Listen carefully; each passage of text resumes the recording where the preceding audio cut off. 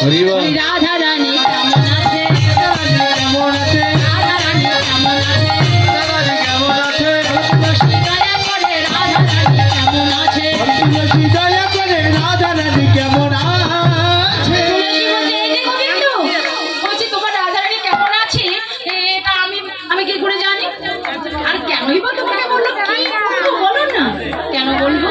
তখন আজকে তুলসী দেবীকে রাধা রানীর কথা জিজ্ঞাসা করে গোবিন্দ বলছে, কেন বলবে জানো, সে যে বিনোদিনী দিবস রজনী অন্তরে খেলায় শুইলে সমনে দেখিব সেজনে শপথে করিন তুলসী। আমি থাকি তাও রাধারানীকে দেখে যদি জেগে থাকে, তাও মানে দিবানিশি শয়নে স্বপনে রাধারানী আমার অন্তরে খেলা করি, তাই বলবো, বলো না রাধে কেমন আছে তুলসী, বলো না। যেই এমনি করে বলেছে, দেখো সময়ও বুঝিয়া শেখরও আসে সুমধুর করি বলে, সে যে বিনোদিনী আসিবে এখনি ঠাকুম সরসী, ঠাকুম সরসী।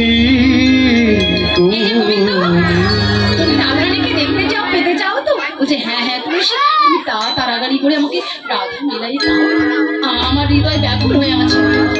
যেই না বলেছে এই তুলসীর গাথা, রাধারানীর গাথা, সেই বিনিসুতার মালাখানি আজকে যেই না গোবিন্দের গলে পরিয়ে দিয়েছে, গোবিন্দের জ্বালা আরো বেড়ে গেছে। তাই যখন আজকে তুলসীর হস্ত ধরিয়ে ডেকে ডেকে বলছে, তুলসী দয়া করে আমায় একবার রাধারানী মিলাই দাও, নইলে প্রাণে বাঁচব না। তখন তুলসী দেবী ডেকে ডেকে বলছে, গোবিন্দ হে, তোমাকে শত শত হাজার হাজার কোটি কোটি জন্ম ধরে ডাকলে পরেও তোমার কৃপা হয় না, তবে তোমার কি এত সহজে পাওয়ার সাথ? তবে শোনো, তোমার ভক্তদের তুমি এত করে যে কাঁদাও, এত করে যে জনম জনম সাধনা করাও, তাতে কি তুমি সুখ পাও? গোবিন্দ বাবা দেখো আজকে তার ভক্তদেরকে কত কাঁদায়, কেন? গোবিন্দ বলেছে, যে করে আমার আশ আমি তো করি তার সর্বনাশ, তবুও যদি না ছাড়ে পাস তবে হই তার দাসের দাস। তাই বলেছে তুলসী, যারা আমাকে ভালোবাসে আমি তাদেরকে যন্ত্রণা দেই, কষ্ট দেই, আরো পরীক্ষা করে দেখি তারা আমাকে কত ভালোবাসতে পারে। আর আমার ভালোবাসার পরীক্ষায় উত্তীর্ণ হয়েও, যারা সর্বনাশ হয়েও, যাদের সবকিছু হারা হয়েও আমার পিছু না ছাড়ে, তবে আমি জন্ম জন্মান্তর ধরে তার জন্মের দাস হয়ে যাই। তাই বলেছে, বেশ তাহলে এক কাজ করো, তুমি যেমন তোমার ভক্তকে কাঁদাও, তেমনি করে তুমিও এখানে বসে বসে কি করবে, জপ করো আর নিজে ভাসো, নিজে ভাসো, জপ করো আর নিজে ভাসো, নিজে ভাসো, জপ করো আর নিজে ভাসো, নিজে ভাসো। এখানে বসে বসে শুধু জপলে হবে না, আরে তোমার ভক্ত যেমন করে কেঁদে কেঁদে তোমায় ডাকে, তেমনি করে তুমিও বসে বসে একটু নয়ন জলে ভাসো আর রাধারানীর নাম করো, তারপর হয় যদি কৃপা হবে। এই বলে প্রাণ গোবিন্দকে বসিয়ে রেখে ছুটে গেল সে তুলসী রাধারানীর কাছে। রাধে, আর বিলম্ব নয়, চল এবার যাবো গোবিন্দ সেবায়। কিন্তু শাশুড়ি ননদি তাদেরকে বুঝাবো বলতো, এই এখন বলা ছেলে তাহলে কার, তোর শাশুড়ি আসলে পরে বলবি যে আমি দুঃস্বপ্ন দেখেছি। কি দেখেছি? পরে বলেই বলে আজকে তুলসী দেবী রাধারানীকে যেই না শিখিয়ে দিয়েছে, রাধারানী গলা ছেড়ে কাঁদতে শুরু করেছে। যেই না রাধারানী কাঁদতে শুরু করে দিয়েছে, মা বৌমা ঘরে কাঁদছে, শাশুড়িকে থাকতে পারে? এবার দেখো কি হলো, যেই না রাধারানী কাঁদছে, অমনি জটিলা মা ছুটে এসেছে। এই যে বৌমা, বৌমা কি হয়েছে বলো তো, কাঁদছো কেন, কি হয়েছে? তখন দেখে বলো, মা জানো আমি না আজ দুঃস্বপ্ন দেখেছি। দুঃস্বপ্ন? আরে দুঃস্বপ্ন কেউ কাঁদে? আরে দুঃস্বপ্নে কেউ কাঁদে মানে? তুমি তো বাচ্চা মানুষের মতো। না না মা, আমি তো স্বপ্ন দেখেছি, কিন্তু স্বপ্ন কি দেখেছি জানো? কি স্বপ্ন? যে স্বপ্ন দেখলে প্রত্যেকটা নারী কাঁদবে। কি স্বপ্ন? তখন দেখো কৃষ্ণ ভক্ত কত চতুর হয়, রাধারানীকে দিয়ে বলেছে, ও মা জানো আমি স্বপ্নে কি দেখেছি? মা শোনো শোনো, কি দেখেছি? বলছে, মা আমি স্বপ্নে কি দেখেছি জানো মা? আমি দেখেছি আমার হাতের শাখা ভেঙে গেছে, আমার হাতের শাখা ভেঙে গেছে, শিখে শিখা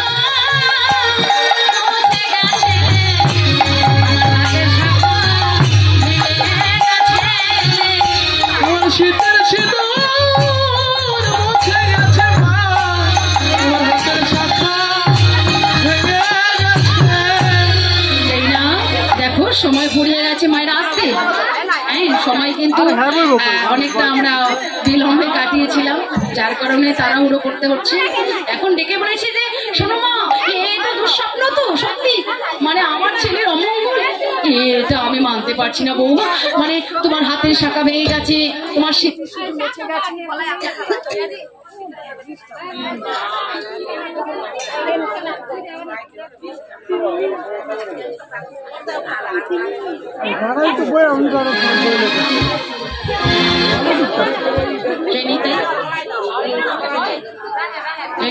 সাউন্ড বাড়বে, এটা সাউন্ড বাড়বে। এবার বলেছে দেখো আমার ছেলের অমঙ্গলটা আমি সহ্য করতে পারছি না। ও বৌমা, আরে আমার দুঃস্বপ্ন দেখেছো বৌমা, তাহলে অবশ্যই প্রতিকার কিছু আছে। তখন কি বলেছে দেখো, এবার ডেকে ডেকে বলছে মা স্বপ্নে দেখেছি যেমন আমার অমঙ্গল হয়েছে, আমি স্বামীর অমঙ্গল দেখেছি, তেমনি করে প্রতিকারের উপায় কি বলছে সূর্যদেবের করলে পূজা সকল দুঃখ যাবে, সকল দুঃখ নইলে গাতে কি দুর্গতি ভেবে মরি তাই। আরে বৌমা শোনো, আরে সূর্য পূজার জন্য আর চিন্তা করছো? আরে আমার ছেলের মঙ্গলের জন্য যা করতে হবে আমি তাই করবো, তবু আর বিলম্ব করো না, এক্ষুনি সূর্য মন্দিরে চলে যাও পুজোর সামগ্রী। আমার ঘরে কি আর অভাব আছে বৌমা? আমার ঘরে তো কোনো অভাব নেই, তাই এখনই সূর্য পূজার সামগ্রী নিয়ে তুমি চলে যাও সেই সূর্য মন্দিরে। যেটা এই কথা বলেছে, এবার তুলসী আনন্দিত মনে কোথায়, এবার ললিতা বিশাখা সবাইকে চিৎকার করে ডেকে ডেকে আহ্বান করে এবার দেখো পূজার সামগ্রী সাজিয়ে নি। এবার দেখো তুলসী বচনে সবাই সখীগণে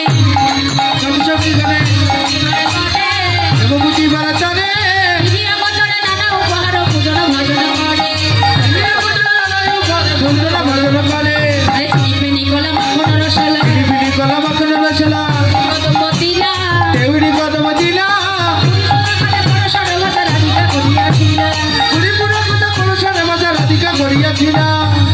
সবে সারি সারি সবে সারি সারি সবে সারি সারি সারি সারি অসারিতে বাদ দিয়ে যাইব সবে সারি সারি অসারিতে বাদ দিয়ে যাইব সবে সারি সারি আনন্দর ধরে নারে যাইব সবে সারি সারি আনন্দর ধরে নারে যাইব সবে সারি সারি। এবার মনের আনন্দে সখীগণ একত্রিত হয়ে পূজার ডালা সাজিয়ে চলো রে।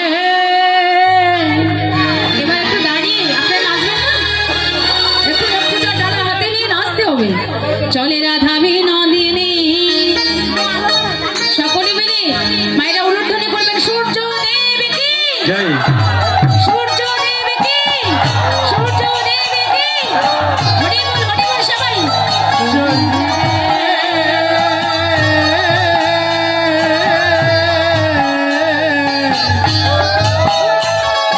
আমার রাধা বিনোদিনী রে, আমার রাধা বিনোদিনী চলু রে।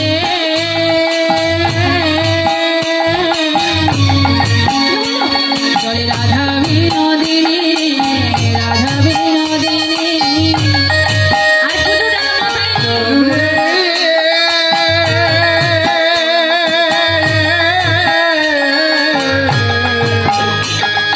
আমার রাধা বিনোদিনী রে,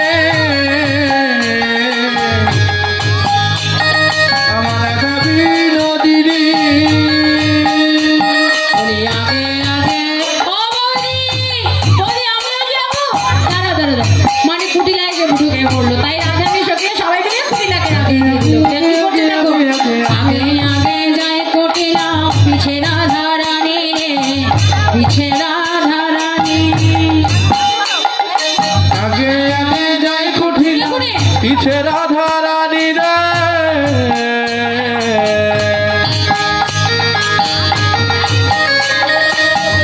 পিছে রাধা রানী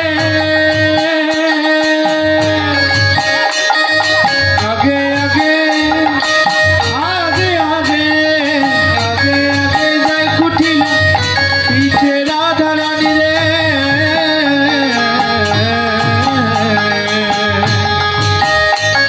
দেখো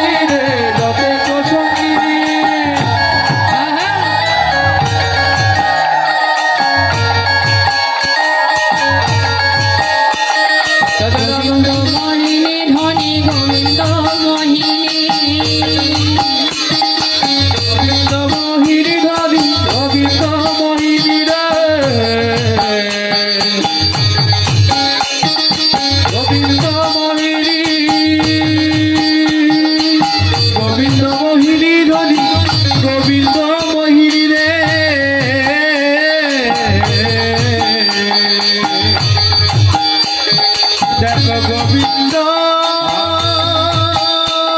মোহিনী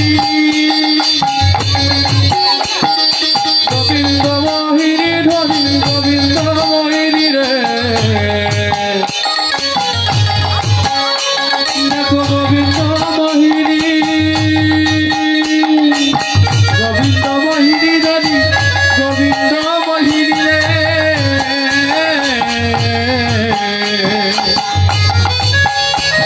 দেখো গোবিন্দ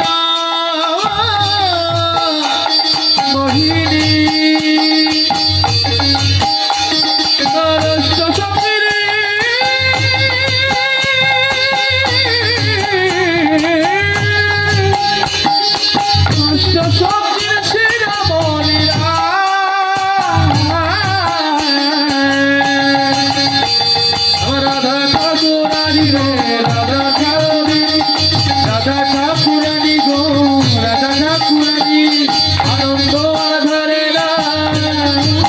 দেখো দেখো আনন্দ আর ধরে না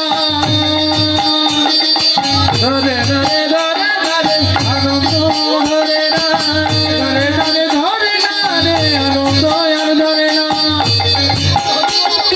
ধরে না রে ধরে না রে আনন্দ ধরে না ধরে না রে আনন্দ আর ধরে না ধরে না রে ধরে না রে আনন্দ ধরে না সূর্য পূজায় যাবে বলে না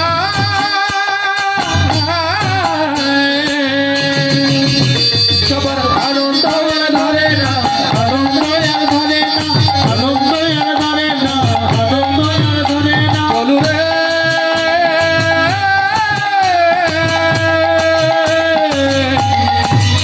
দেখো সূর্য পূজা করলে সবে পূজা করে সূর্য পূজা করবে দেখো সূর্য পূজা করে চলু রে রাধা বিনোদিনী রে রাধা ঠাকুরানী রাধা বিনোদিনী রে রাধা ঠাকুরানী রাধা বিনোদিনী রে রাধা ঠাকুরানী রাধা বিনোদিনী রে